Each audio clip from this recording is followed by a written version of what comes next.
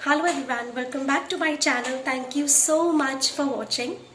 I'm here again with another video जो कि है aphorism number 26 और आज इस वीडियो में हम लोग बात करेंगे बहुत इम्पोर्टेंट लॉ की जो होम्योपैथी का आधार है, जिसके बेसिस पर होम्योपैथी चलती है। अब हम होम्योपैथी के लॉज जैसे कि law of simple, law of similar, law of single dose, ये सभी लॉ ऑफ जो पोटेंटाइजेशन का लॉ है, ये सभी चीजें पढ़ चुके हैं। फिर आज हम एक अलग लॉ पढ़ने वाले हैं जो कि बेसिकली एक नेचुरल लॉ है और साथ ही साथ होम्योपैथी का थेरेप्यूटिक लॉ भी है। तो इस अफोरिज्म को आप थेरेप्यूटिक लॉ ऑफ नेचर कह सकते हैं या फिर आप इसको नेचुरल लॉ ऑफ क्योर भी कह सकते हैं। तो 26th aphorism is very important.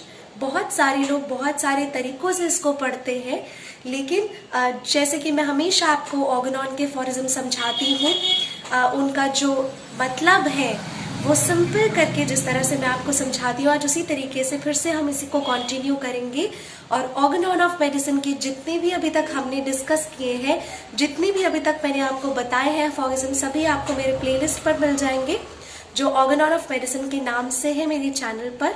अगर आपको मेरी वीडियोस पसंद आती है तो प्लीज लाइक जरूर कीजिए, शेयर कीजिए अपने फ्रेंड्स के साथ who are very interested in homeopathy और जो होम्योपैथी प्रैक्टिस करते हैं या पढ़ रहे हैं या होम्योपैथी पर बिलीव करते हैं, उन सभी के लिए मेरे जो वीडियोस हैं बहुत हेल्पफुल होंगे। I hope for that.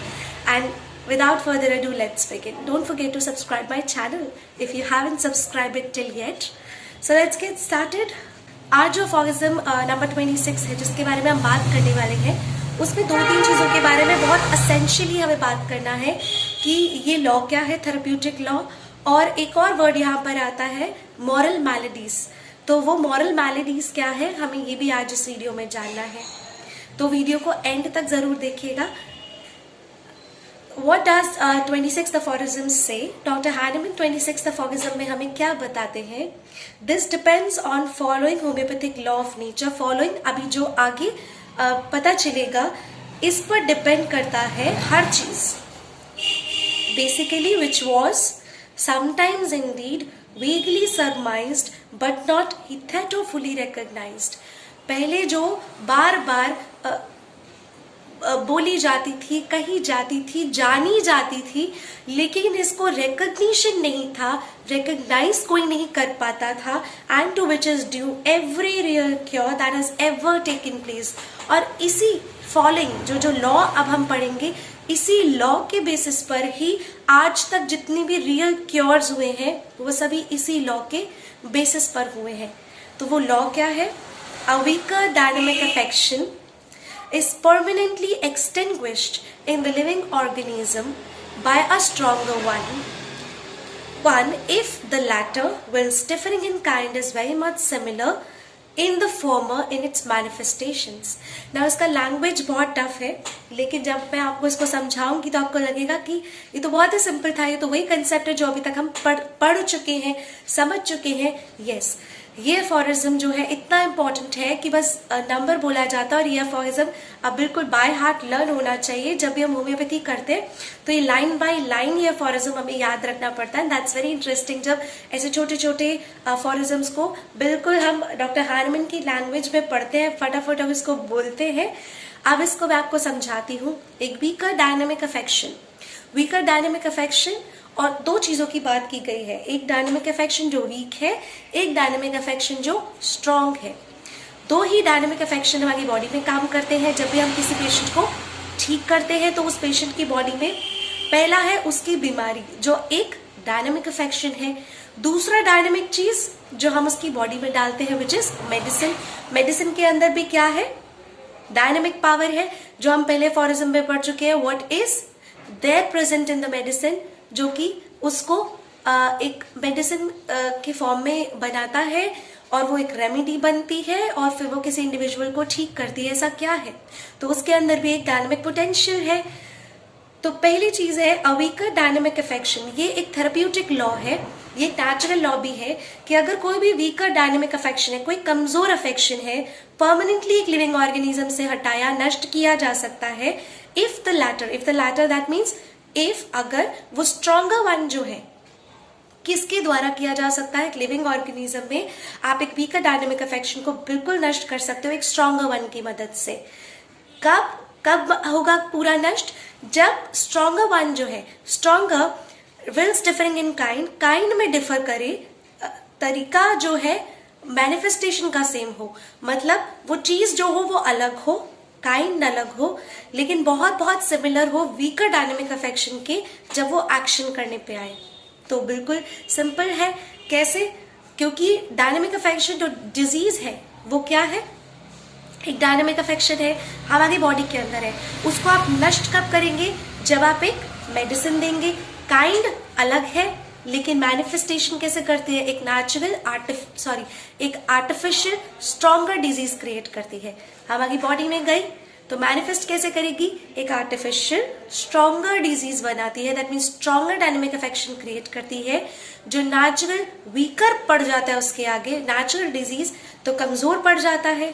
तो वो जो मेडिसिन जिसके अंदर वो पावर है जब हमने खाई, लेकिन वो कौन सी मेडिसिन होनी चाहिए, बहुत बहुत सिमिलर मेडिसिन होनी चाहिए, तो वो बॉडी के अंदर गई, बॉडी के अंदर जाते ही उसने क्या किया, एक नेचुरल डिजीज क्रिएट किया जो कि टेम्पररी समय तक रहेगा और वो खुद चला जाएगा बॉडी से।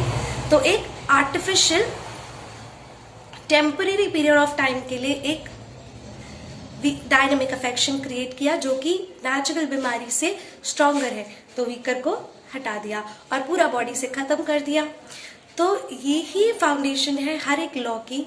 अब इसको डॉक्टर हैनेमैन फुटनोट में हमें नेचर से रिलेट करके बताते हैं कि हम अपने नेचर में ऐसी कितनी सारी चीजें देखते हैं, दिन प्रतिदिन हम कितनी सारी चीजें ऐसी देखते हैं जिसमें कि हमेशा एक स्ट्रॉन्ग वन एक वीक वन को बिल्कुल हटा देता है।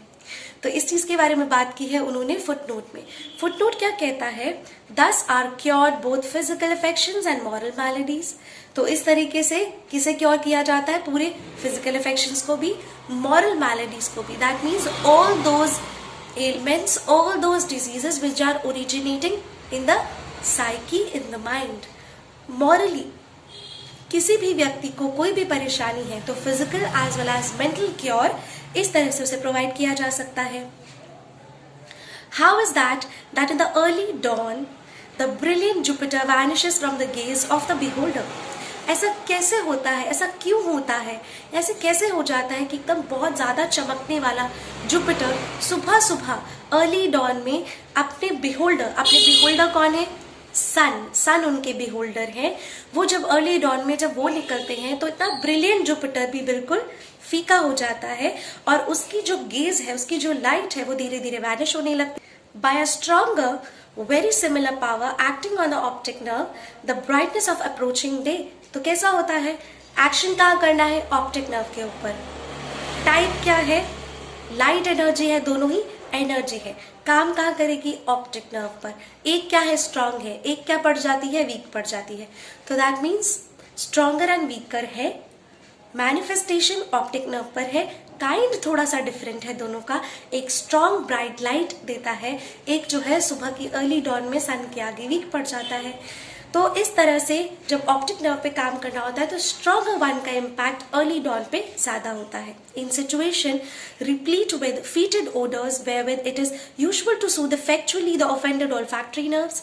Now again इसके एक और एग्जाम्पल दिया है। जब olfactory nerve की बात करते हैं तो स्ट्रॉन्गर और वीकर, अगर आप कुछ बहुत स्मेली आपके घर में रखा है लेकिन एक स्ट्रॉन्गर एक ओडर आ जाती है, एक स्मेल था जो फीटेड ओडर था, ठीक है, अब आप उसकी जगह एक कैंडल जलाएंगे तो काम नहीं चलेगा ना। वो जो स्मेल आपको आ रही है वो तो आएगी ही, क्योंकि वो स्मेल आपकी ओल्फैक्टरी नर्व पर काम कर रही है। और जो आपका लाइट होगा, एक स्ट्रॉन्ग लाइट, बहुत सारी लाइट कम घर में जला देने से वो आपके ऑप्टिक नर्व पे काम करेगा।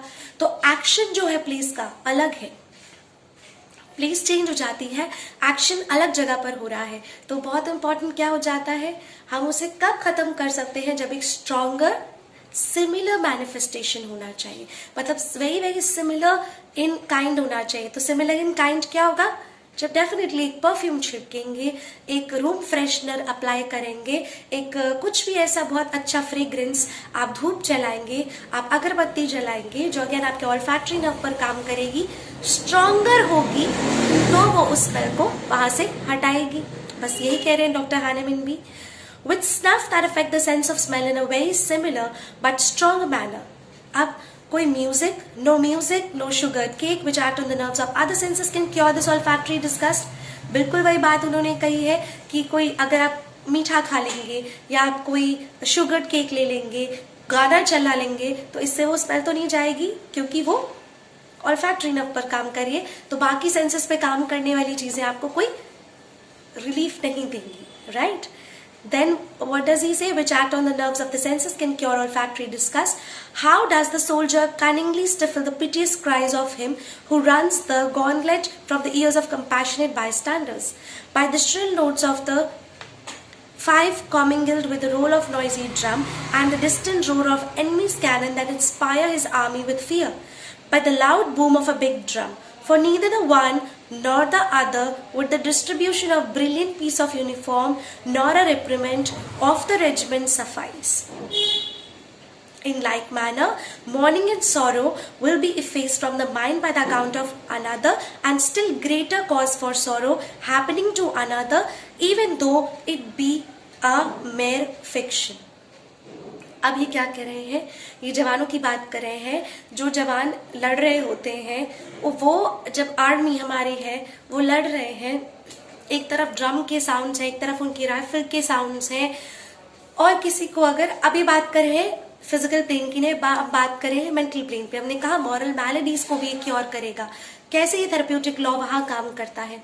अगर किसी ने अपने को खोया है, किसी को गोली लग जाती है, वहां पर एक तरफ राइफल की आवाज है, एक तरफ किसी के रोने की आवाज है, एक तरफ किसी का दुख है, एक तरफ किसी का सौरो है, तो उस सौरो को आप मिटा नहीं सकते हैं ड्रम की आवाज करने से या आप किसी और चीज से जो कि अलग सेंसेस पे काम करेगी, फिजिकली काम करेगी, नहीं।